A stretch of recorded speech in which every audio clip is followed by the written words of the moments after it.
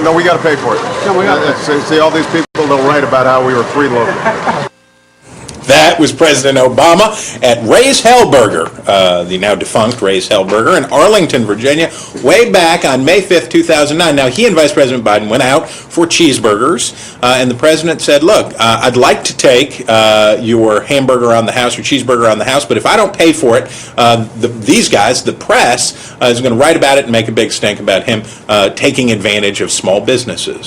So how does that, and this is power applied, by the way, you should remember that. I'll stipulate that for the record, Internet. So how does that affect the discussion about the president giving back 5% of his pay? He makes $400,000 a year. 5% is $20,000. That's not an inconsiderable sum. To discuss the subject are your friends, Internet. Your dear friends. You know Ford O'Connell. He is the chairman of Civic Forum PAC. He is followable at Ford O'Connell, and he is, of course, a Republican. That's why he wears a red tie. He advised John McCain. He advises Republicans. He helps them win elections. You know who helps Democrats win elections? Our friend Chuck Rocha. He is the president of Solidarity Strategies, and he is the director of the Latino Project PAC. He is followable at, obviously, Chuck Rocha. It makes simple. I'm only going to point out, though, that Ford has twice as many followers as you. That's all right. I'm not going to make a big thing out of it. Actually, I have more than that because I have 3 Twitter handles. I don't even see. He's like, I don't even know what that means again. Yeah, exactly.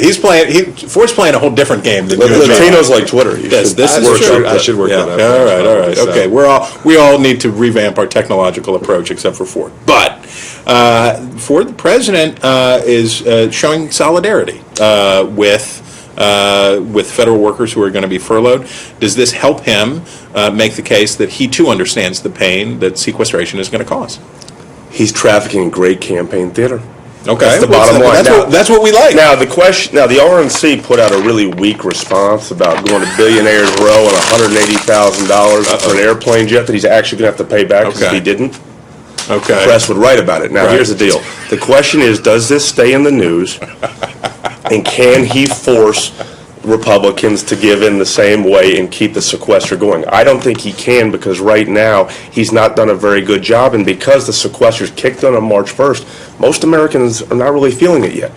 So really the president's between a rock and a hard place, and he's trying to push this issue back to the top of the news. Does this increase pressure on other members of the president's cabinet to show solidarity, to follow suit? We know that Chuck Hagel, who's rich, Chuck Hagel's really rich, is going to do something on this order at the Defense Department, but what about the rest of the cabinet? Well, actually, not just the cabinet, Alaska Senator Bygich is doing the same thing. Eventually, the question is if they can't keep this in the news, other members of the cabinet are going to have to do it, because they're going to have to show a team effort here. Right. But at the same time, the deal for Republicans, and this is where Republicans keep messing up, is they have to explain to the American people how deficit reduction leads to a stronger economy and job growth.